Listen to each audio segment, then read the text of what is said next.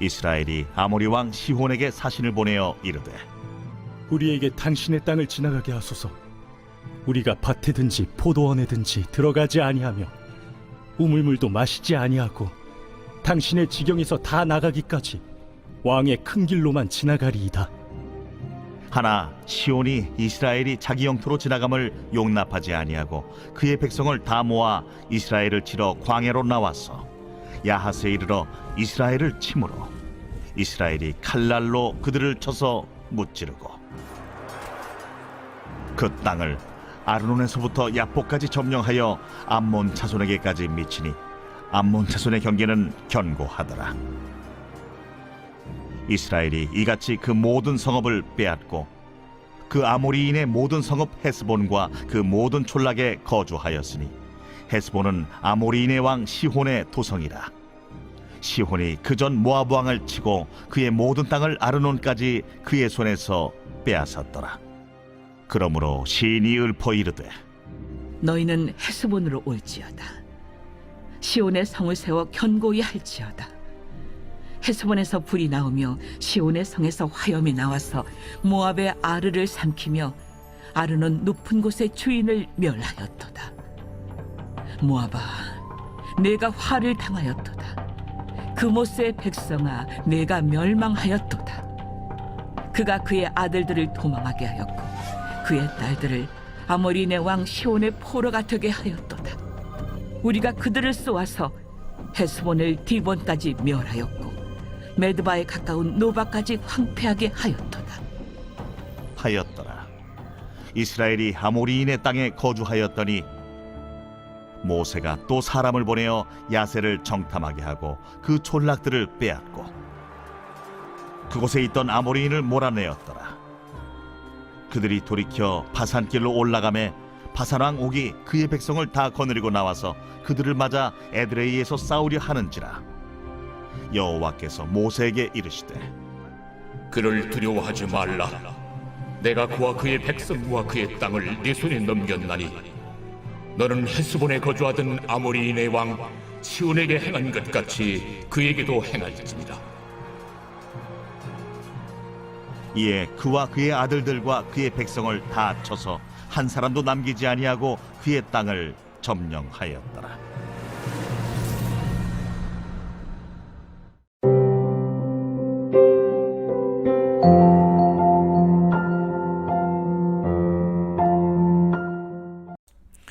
여러분 반갑습니다. 오늘도 큐티로 여는 기막힌 하루입니다. 본 말씀 민수기 21장 21절부터 35절의 말씀입니다.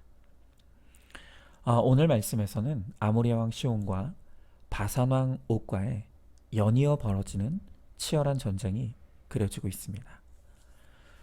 우리의 삶에서도 이렇게 그치지 않는 여러 전쟁들이 벌어지고 있죠. 이 영적 전쟁에서 우리가 승리하려면 과연 무엇이 필요하겠습니까? 자, 먼저 첫 번째로 일시적인 화평이 깨져야 진정한 화평이 옵니다. 자, 오늘 본문의 21절부터 24절의 말씀입니다. 이스라엘이 아모리 왕 시온에게 사신을 보내어 이르되 우리에게 당신의 땅을 지나가게 하소서.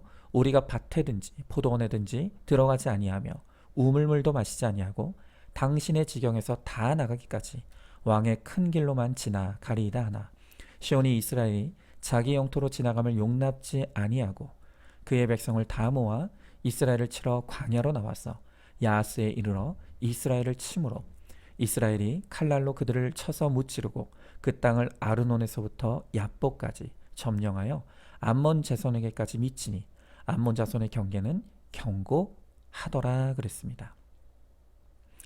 자, 지금 모세는 아모리 왕 시온에게 사절단을 보내어서 그의 땅을 통과할 수 있게 해달라고 허락을 요청합니다. 그러나 시온은 그 요청을 거절하죠. 여러분 기억하십니까? 지난번에 이 에돔 땅을 지나고자 할 때 에돔의 왕은 자기 영토로 지나가는 것을 허락하지 않았을 뿐입니다. 그러나 오늘 이 시온은 아예 이스라엘에 대하여 전쟁을 벌이는 것입니다. 우리가 살아가는 이 세상은 원수마귀 사탄이 통치하는 죄악된 세상입니다. 그래서 우리가 이 땅에서 거룩한 순례자로 살아가려고 할 때 끊임없이 사단으로부터 오는 유혹과 핍박으로 전쟁이 벌어지는 것입니다. 여러분, 지금 이 죄로 인한 전쟁은 우리의 삶의 모든 영역에서 벌어집니다. 특별히 우리 가정은 정말 치열한 영적 전쟁터이죠. 자, 그런데 우리가 이 영적 전쟁을 치를 때 반드시 기억할 것은 우리가 갈등이 싫다고 죄에 굴복된 거짓된 화평을 이루려고 하면 안 된다는 것입니다. 지난번 주일 설교에서 나눴던 한 가정의 이야기를 기억하시는지 모르겠습니다. 한 부인이 목사님을 찾아왔습니다. 예쁜 외모에 교양 있는 태도, 그리고 남부러울 것이 없어 보이는 그런 분이었습니다. 부인은 처녀 때부터 신앙생활을 하고 교회도 열심히 나갔는데 어느 날 괜찮은 남자를 만나서 결혼한 후에 교회를 떠났습니다.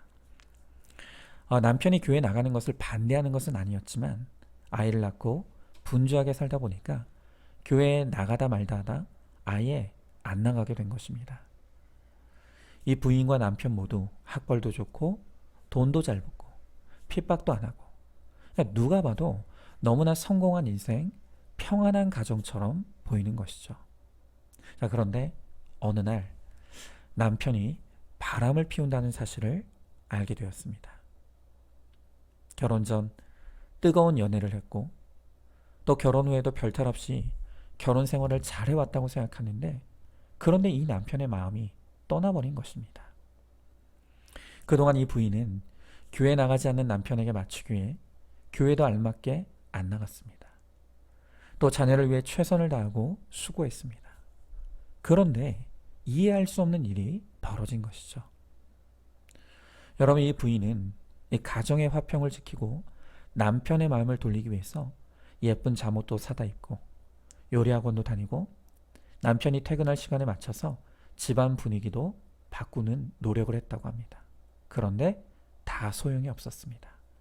아무것도 달라지는 것이 없었습니다. 자, 여러분, 왜 이런 일이 일어났습니까? 여러분, 이 사건 속에서 누구는 옳고 누구는 그르고 이런 것이 따로 있는 것이 아닙니다.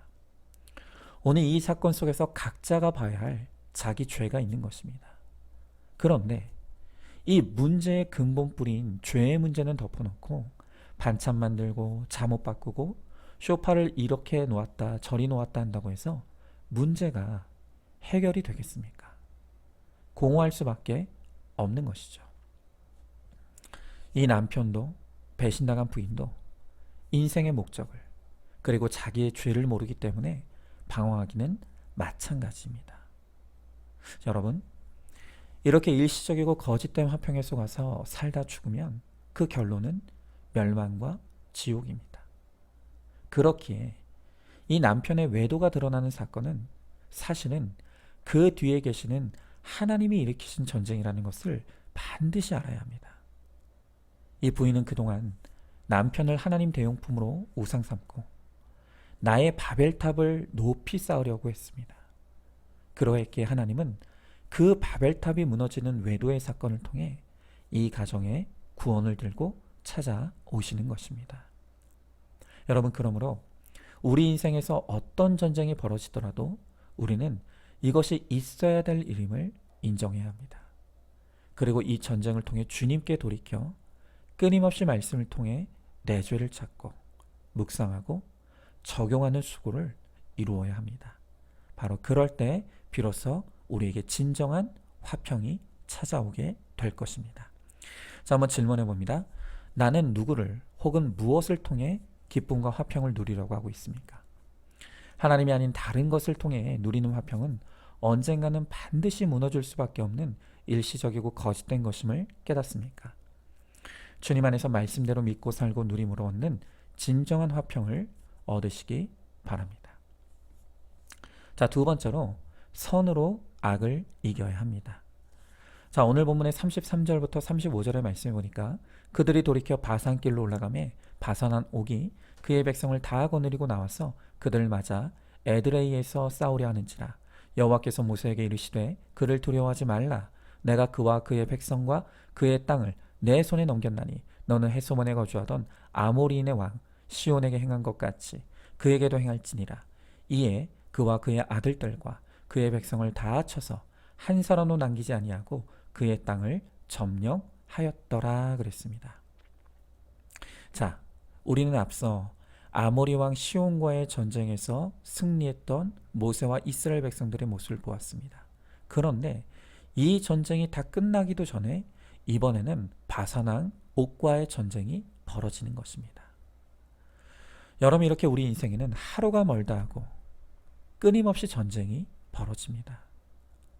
여러분, 그러나 우리에게 찾아온 이 전쟁은 내 눈앞에 보이는 사람과 싸우는 혈과 육의 전쟁이 아니라 공중권세 잡은 사단 마귀와의 싸움이고, 그리고 무엇보다 내 속의 죄와의 싸움이라는 것을 알아야 합니다. 그러하게 오직 말씀과 기도가 우리의 무기가 되지 않으면 우리는 절대로 이 전쟁에서 승리할 수가 없는 것이죠. 자, 제가 이 말씀을 준비하고 있는 중에 우리 교회 한 성도님으로부터 목사님께 묻고 싶은 것이 있다며 전화가 걸려왔습니다. 내용은 이랬습니다. 이 가정의 자녀가 이제 월요일부터 학교 시험이라 주일에 학원을 가야 한다는 것입니다. 자, 그런데 공교롭게도 그 학원 가는 시간이 청소년부 예배 시간과 겹치게 되었습니다. 그래서 이 아이가 이날은 교회에 가지 않겠다고 그렇게 말한 것입니다. 그래서 성도님은 아이에게 그래도 주일은 교회 가야 한다고, 만약 청소년부 예배를 가지 못할 것 같으면 일부 예배라도 참석하라고 했더니 아이는 다른 집은 공부한다고 하면 지원을 아끼지 않는데 왜 우리 집은 하겠다고 하는 공부도 못하게 하느냐며 혈기를 쏟아낸 것이죠. 이런 아이의 반응을 보면서 우리 성도님이 잠시 혼란이 왔습니다. 과연 이렇게 일방적으로 교회를 가라고 하는 것이 맞는 것인지, 혹시 너무 치우쳐서 맹목적으로 예배만 강요하면 더 반발하는 것은 아닌지, 이게 뭐가 맞는 건지 너무 혼란스러워서 저에게 묻기 위해 전화를 주신 것입니다. 자, 여러분은 어떻게 생각하십니까? 아니, 아이가 저렇게 자발적으로 열심히 공부하겠다고 하는데 너무 기특하지 않습니까? 다른 때도 아니고 시험 기간인데 그래도 한 번쯤은 아이에게 져주는 것도 괜찮지 않겠습니까? 자, 여러분, 그러나 바로 이럴 때일수록 우리 믿음의 부모들이 말씀의 원칙에서 흔들림 없이 자녀에게 올바른 신앙교육을 시켜줄 수 있어야 합니다. 저는 혼란스러워하는 그 성도님에게 이렇게 권면해 드렸습니다. 성도님, 예배는 아무리 강조해도 지나친 것이 아닙니다. 예배는 타협할 수 없는 우리 신앙의 원칙이고 예배보다 중요한 것은 없다는 것을 이럴 때일수록 자녀에게 가르쳐 주어야 합니다. 그러므로 무슨 일이 있어도 일단 자녀가 예배의 자리에 올 수 있도록 이끌어 주어야 합니다. 그리고 이어서 이런 말씀도 드렸습니다. 다만 이 아이에게 예배 참석하라는 이 한 가지를 얻어내기 위해서는 평소에 100가지, 1000가지라도 양보하고 참고 인내하고 죽어지는 적용을 이루셔야 합니다. 그럴 때 아이가 부모의 가르침에 노여워하지 않을 수 있습니다. 그리고 마지막으로 이런 말씀도 드렸습니다. 아이가 부모에게 이렇게 혈기와 분노를 쏟아내는 것은 단순히 이 일 때문이 아닙니다. 이미 오래전부터 쌓여있는 부모에 대한 여러 가지 상처와 불만의 문제가 있을 수 있습니다. 그러므로 이 사건을 통해서 말씀 앞에 나가서 문제 부모인 나의 죄를 돌아보고 꼭 회개를 이루시기 바랍니다. 이렇게 권면을 드렸습니다. 여러분, 참 어렵죠. 이렇게 구원을 위해 말씀의 적용과 순종을 이루며 가는 길은 정말 좁은 길입니다. 우리 성도님도 예전 같았으면 이렇게 버릇없는 행동을 하는 이 아이에게 혈기부터 내고 잡았을 텐데 이제는 말씀을 들으며 가기에 그러면 안 된다는 것을 알아서 이 아이의 분노와 버릇없어 보이는 행동을 받아내는 것이 너무 힘들다고 그렇게 고백하십니다. 여러분, 저는요, 우리 성도님의 이 말씀이 200% 공감이 됩니다. 저도 우리 성도님께 이런 권면을 하지만 사실 저도 제 아이의 문제 앞에서는 분별 없이 말하고 행동하다가 자책하고 후회할 때가 얼마나 많은지 모릅니다. 그러나 분명한 것은 자녀가 혈기를 내며 달려든다고 부모도 혈기와 분노로 맞선다면 그것은 그 땅을 점령하는 것이 아니라 그 땅을 초토화시키는 것입니다. 성경은 악은 악으로 이기는 것이 아니라 선으로만 악을 이길 수 있다고 말씀하십니다. 우리가 정말로 우리의 가정을 거룩한 가정으로 또 구원의 가정으로 점령하기 위해서는 먼저 예수님을 영접하고 먼저 말씀이 들린 내가 날마다 썩어지고 죽어지는 이 순교의 적용을 이룰 때에만 가능한 것입니다. 여러분, 내가 죽지 않으면 예수님이 사시지 못합니다. 내가 죽어야만 비로소 예수님이 우리 가정에 역사하십니다. 그러므로 결국 모든 전쟁은 내 훈련이고 내 연단입니다. 이렇게 끝나지 않는 배우자와의 전쟁, 자녀와의 전쟁, 또 지체와의 전쟁을 통해 하나님은 바로 내가 나의 죄와 함께 죽고 오직 예수로 사는 거룩한 그 한 사람으로 우리를 세워가시는 것입니다. 그러므로 오늘도 이 모든 전쟁 가운데 날마다 말씀으로 내 죄와 함께 나는 죽고 오직 예수님으로 살아 내 가정을 구원의 땅으로 점령해내는 저와 여러분 우리 모두가 될 수 있기를 주님의 이름으로 축복합니다. 자, 한번 질문해 봅니다. 연이어 찾아오고 있는 나의 전쟁은 어떤 것입니까? 그 전쟁에서 신앙의 원칙이 흔들리고 있지는 않습니까? 나에게 분노하고 혈기내는 사람에게 똑같은 분노와 혈기로 맞서려고 하고 있지는 않습니까? 구원을 위해 양보하고 죽어지고 썩어지는 말씀의 순종과 적용을 통해 가정을 구원의 땅으로 점령하시기 바랍니다. 자, 오늘도 10월 16일 보석 상자입니다. 진정한 성공을 원한다면 내 것으로 삼고 싶은 자랑과 칭찬을 제해야 합니다. 숨기고 싶은 내 욕심과 죄를 말씀으로 발견하고 뽑아내야 합니다. 아멘. 우리 함께 기도하겠습니다. 주님, 이 죄악된 세상에서 우리가 거룩한 순례자로 살아가려고 할 때 사단은 우리를 그냥 그 땅을 통과하도록 내버려 두지 않습니다.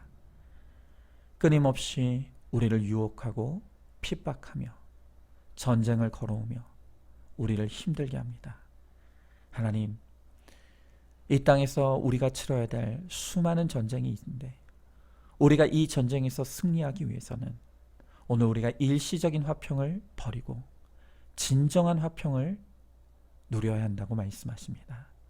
주님, 우리가 죄와의 타협함이 없게 하시고 오직 주의 말씀으로 날마다 우리의 악과 죄를 분별하며 말씀의 적용과 순종을 이루어내므로 거짓된 모든 화평이 떠나가고 하나님이 주시는 진정한 화평을 누릴 수 있도록 주님 은혜를 베풀어 주시옵소서. 또한 오늘 우리가 정말 악으로 우리를 핍박하는 이 사단의 모든 전쟁에 대해서 하나님의 말씀과 적용의 선으로 이 모든 전쟁을 이겨낼 수 있게 하시고 그래서 복음으로 이 땅을 정복하며 또한 구원으로 우리의 가정을 정복하는 우리 모두가 될 수 있도록 우리 주님 함께하여 주시옵소서. 믿사오며 사랑이 많으신 우리 예수님 이름 받들어 기도드리옵나이다. 아멘. 오늘도 큐티로 기막힌 하루를 살아내는 하늘가족 공동체 우리 모든 성도님 되시기를 주님의 이름으로 축복합니다.